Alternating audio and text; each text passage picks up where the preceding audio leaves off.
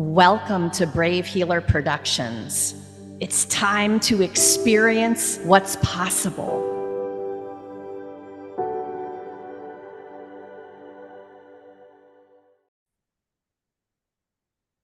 So, what if there's something you haven't learned yet that could change everything? Welcome, everyone. I'm Laura DeFranco, the CEO of Brave Healer Productions Publishing, where we are helping the world experience what's possible. And here today to help me with that mission are some of the amazing authors of one of our newest books. This one is called Joy Unleashed, the ultimate guide to living your best life. I have some pretty cool people to introduce you to today, but first, a huge shout out to our lead author, Shari Alyse. Shari, we wouldn't be here without you. You had such a big vision and mission for this book. This book on the topic of joy gives me goosebumps every time I talk about it.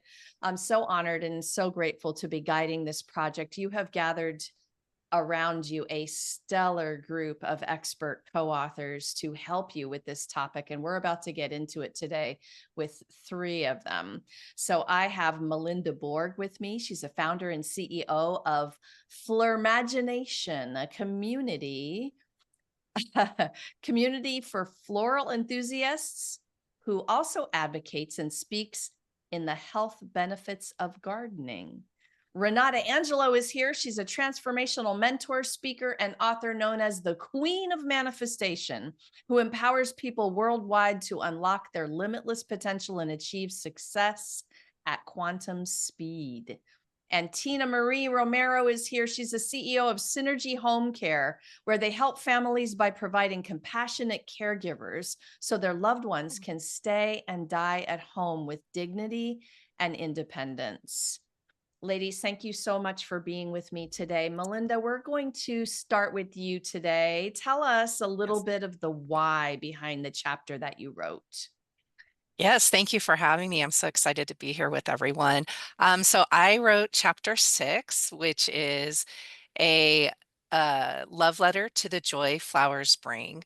And for me, my passion is flowers and gardening and just appreciating them in all capacities, whether it's decorating, wearing them, gardening with them, putting them in culinary dishes. And so it just seemed like a topic that most people associate with joy and often overlook. So I wanted to kind of put something together to maybe elevate people's consciousness of flowers in their everyday life.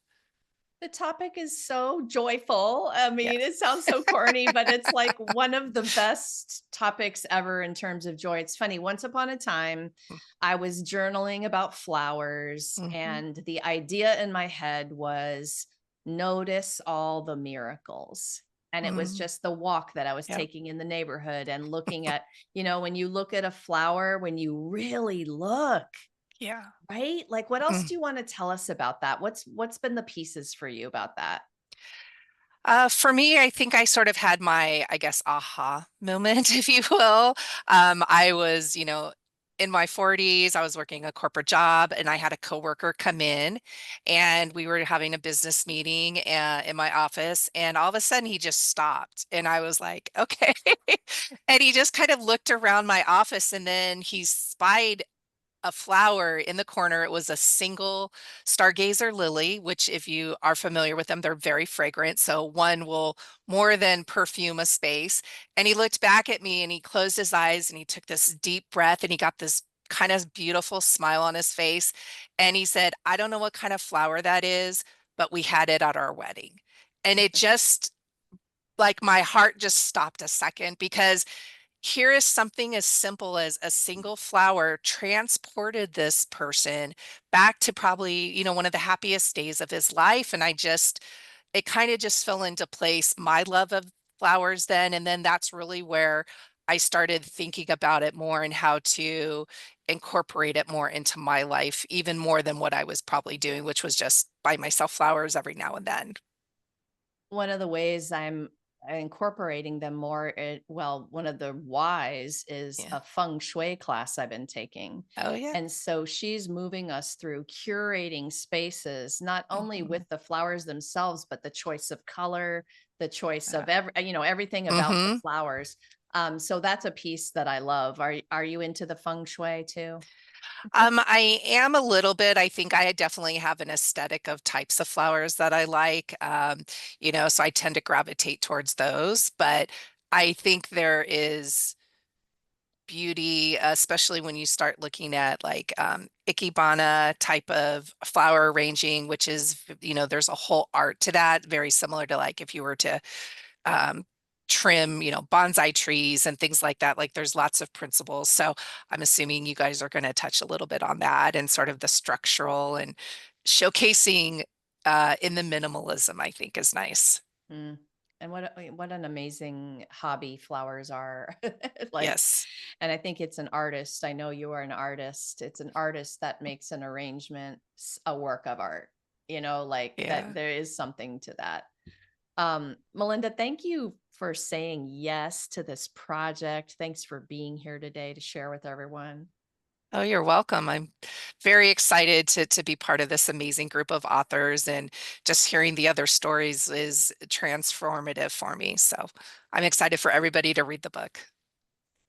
All right, Tina Marie, it's your turn to tell us a little bit of your why.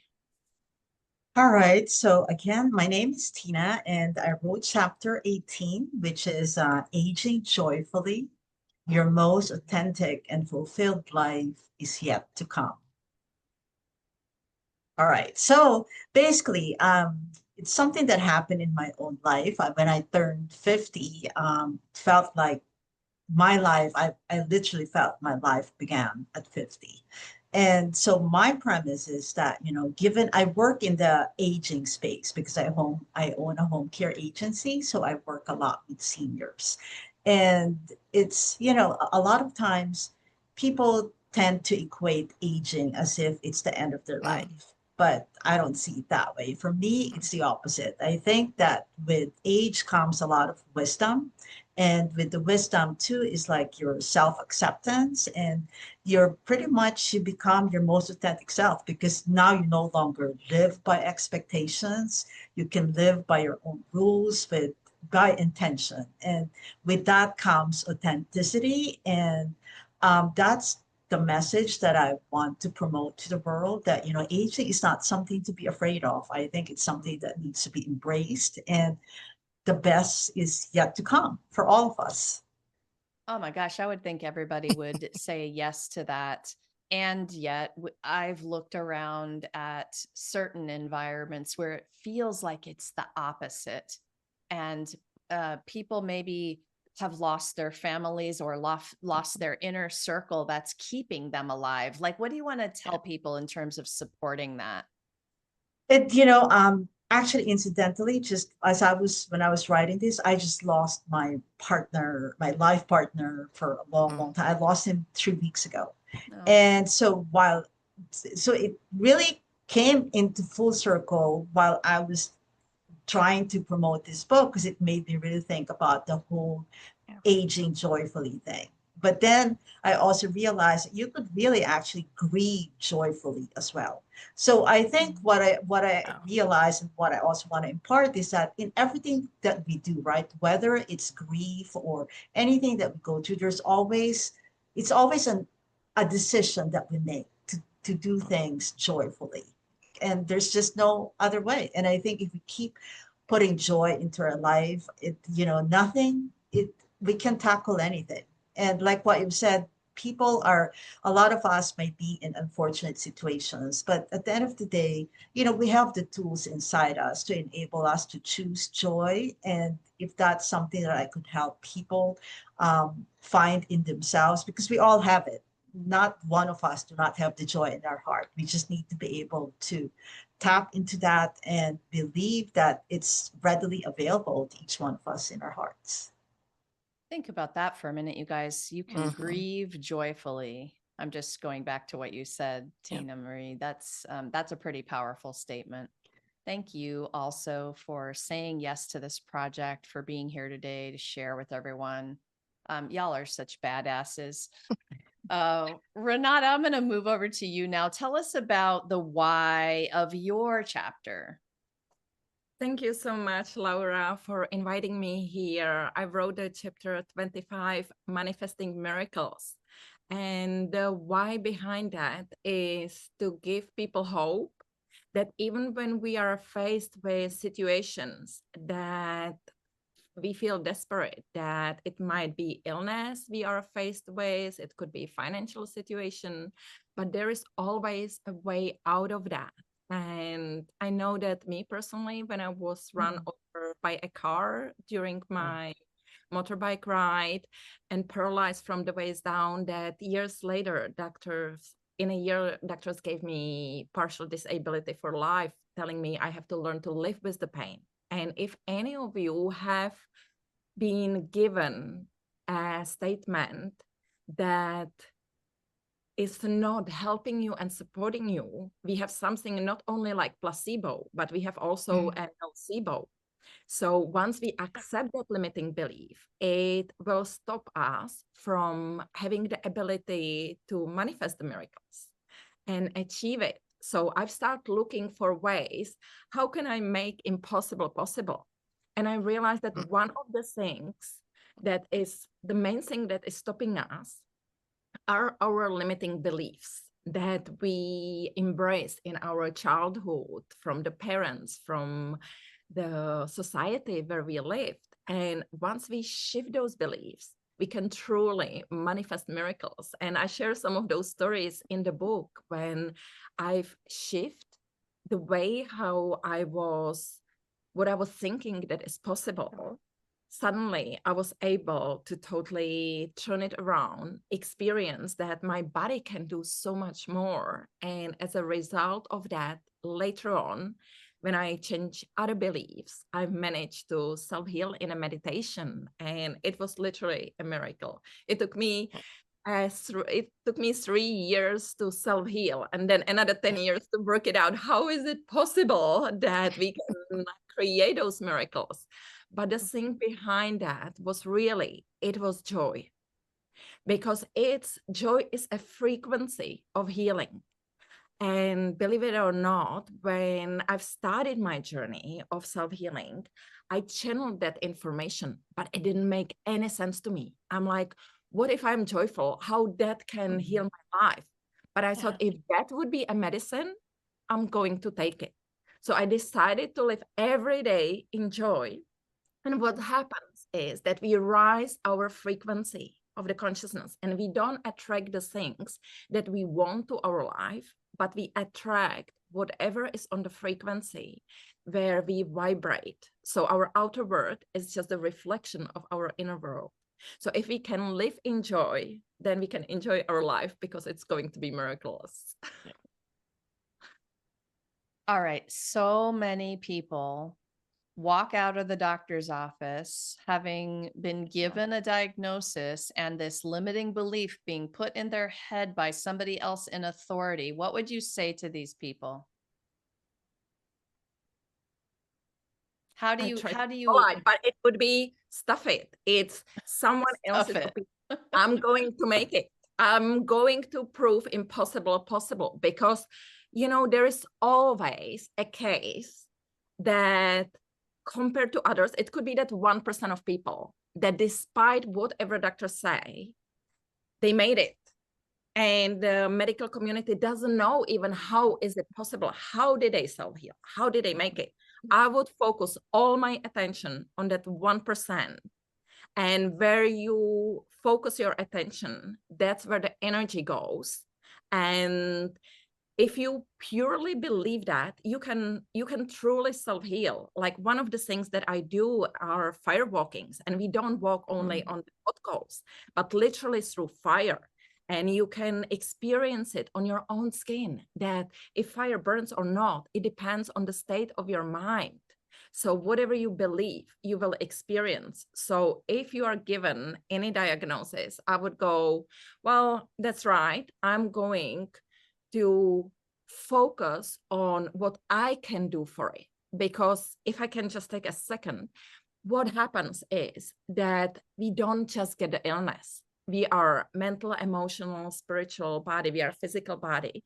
But from that mental body, if we experience situations that we feel we are hurt, we are in the victim mode, then we have negative feelings. From the negative feelings, if we feel betrayed, anything, the energy is blocked in our body, and the organs are not getting all the energy and flow that we had, and it will manifest in the physical body. So if we are able to shift it on the mental or on the emotional with forgiveness, then we can automatically shift it in our physical as well. So it's other way around.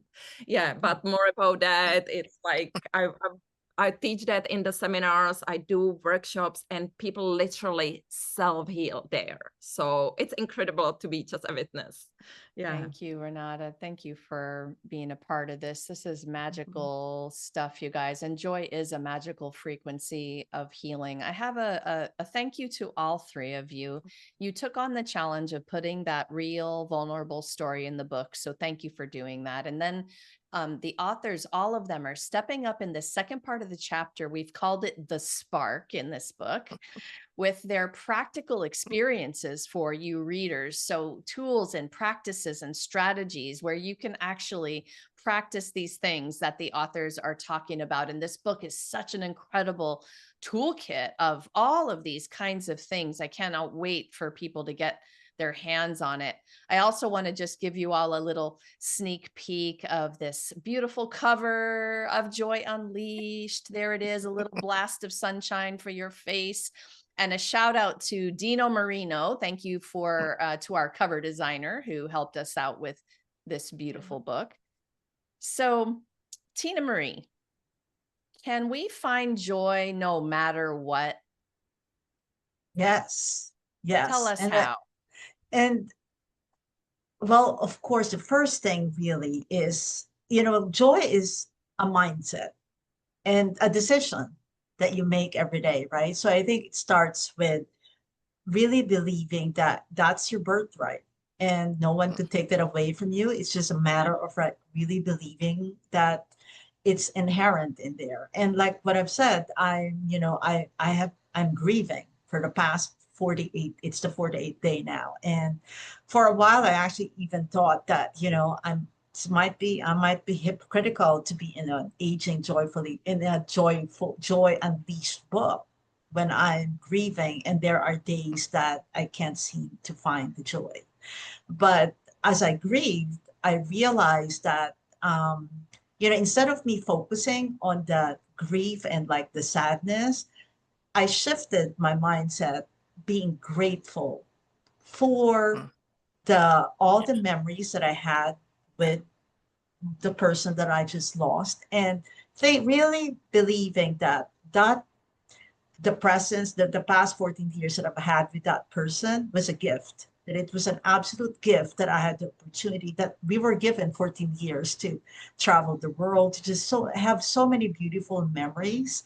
And by doing that, instead of me getting angry, then I realized that there was a lot of joy. Like, even though I'm grieving, like what I've said earlier, it became grieving joyfully, because then I realized that the grief is actually, for me, is also really a source of joy, because when you're able to grieve it, and you only grieve because you loved in the first place, right? Like they say, love came first. So in other words, if you're not grieving, it meant that you never loved to begin with. So for me, grief is also a joy, because it meant that I loved. And so I think it's always a matter of perspective. Whenever life hits us with something negative, then it's always looking at the flip side of things, because there's always that silver lining to anything. And I think, and that's part of my spark, the spirit, and also the part of the spirituality aspect in the spark, which meant that believing in something greater than you, and that knowing that, it's the best is always there yet to come for you. So I think that main belief really helps you in tapping and choosing joy in no matter what situation you're faced with. Well, that was an amazing way to start the answer to that question. Thank you. Renata, you are up next on this. Tell us, your way of thinking about this. Can we find joy no matter what? I know you're going to say yes. I know it. How do you do it? Well, it comes to our beliefs. So one of my core beliefs is that out of something bad, always something good will come out. And I just have to look for it. I have to be like Sherlock Holmes and look what good is coming out. And it's just a matter of time when every single person looks back in the experiences we had in the past, and they seemed really, it was the dark moment of the soul. It was really hard. When we look years back, we say, oh my gosh, that's good that it happened, that I've lost that job, or that partnership didn't work out, because I am where I am now. And we would never be able to go so far if we wouldn't learn from the lessons we got. What doesn't kill you makes you stronger. And it's just stepping stones on the way. So if something is happening that is challenging, I know it's for my highest good, and I'm looking into what can I learn here? What is the lesson? And I know something good will come out of that. So it's that inner belief.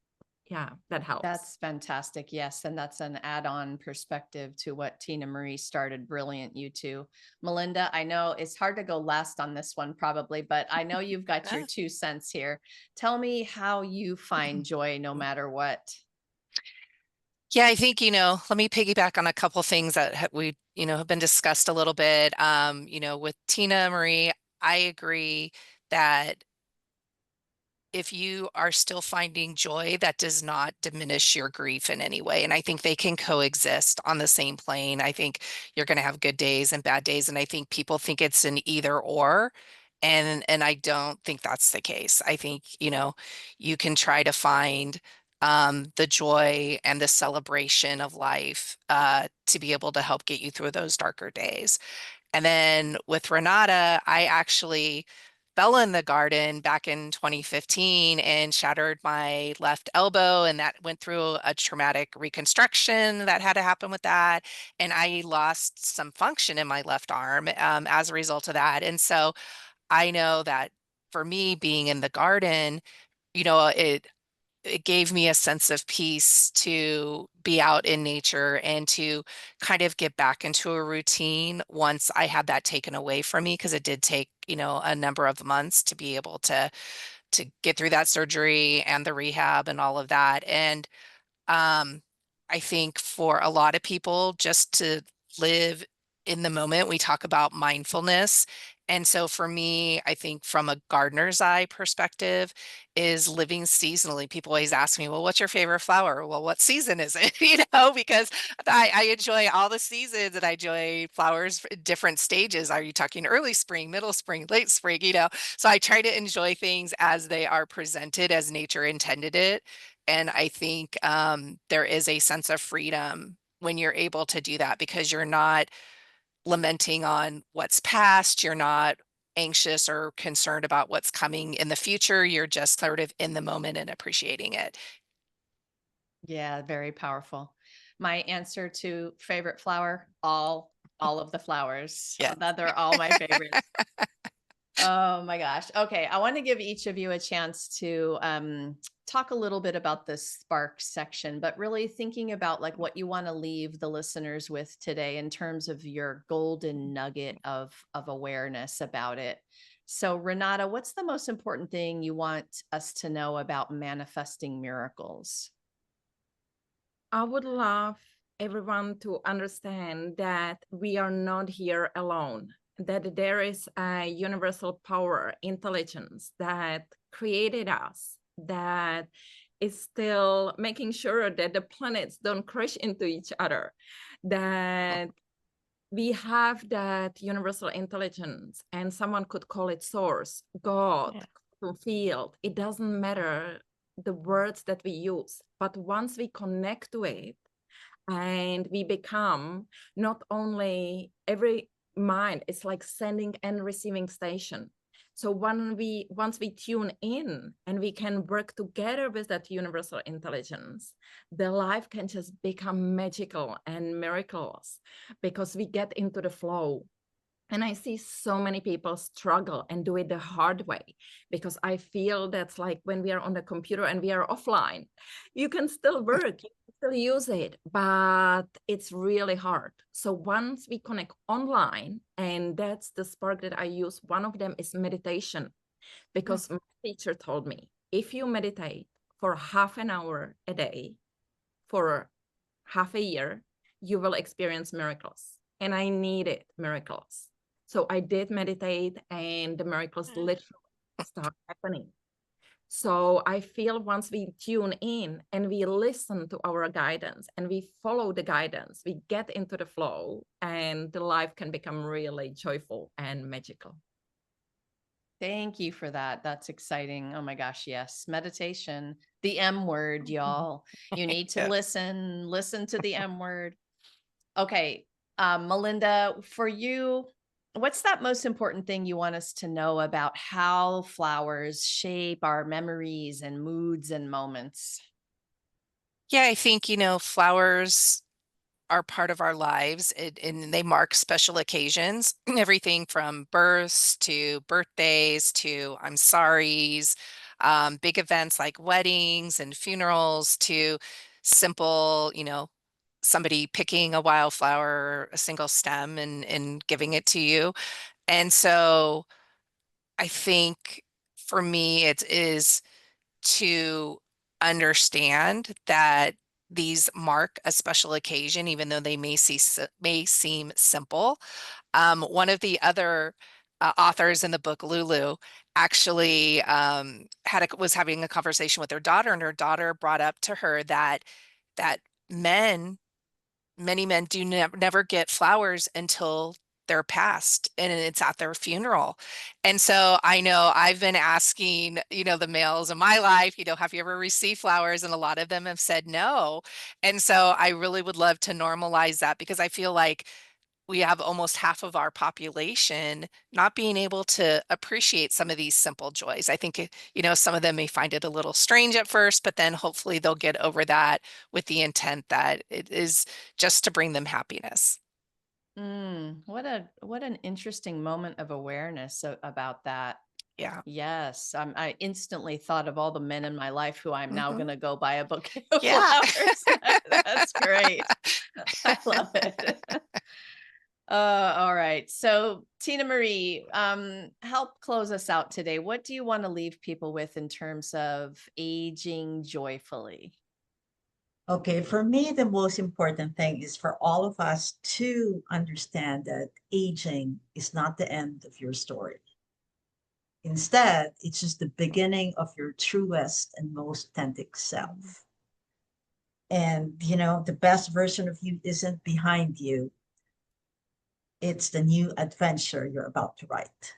So yeah, I think it's exciting. Yes. I just want people to be excited about aging, because it's like the possibilities are endless. So long as you're alive, and if you wanna, you could start a new hobby. I mean, now you have more time on your hands, because like as you age, maybe the kids are grown and you may be retired. So you have time on your hands. So now this is a time for you to enjoy, embrace, pursue things that you never had the time before. So I just want people to be excited about aging, because I think it's really the best chapter of our lives if we choose to believe it. So Perfect. Perfect.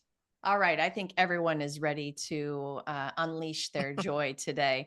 Tina Marie, Renata, Melinda, thank you so much for what you do in the world and for being here today to share with everyone. You guys, this is way more than a book. This is a generous community. They're ready to answer the question or carry on the conversation. Maybe you need some support. Come on down into the show notes. I have all of our authors hooked up with their websites and their links, and they're ready for you to reach out, right? So go explore, go click on those links. We also would hope that you go grab your copy of Joy Unleashed. You can hop over to Amazon. I've got the link down below for the book. And lastly, today, everyone, remember your words change the world when you're brave enough to share them. So it is time to be brave. See you next time, everyone. Bye. Bye.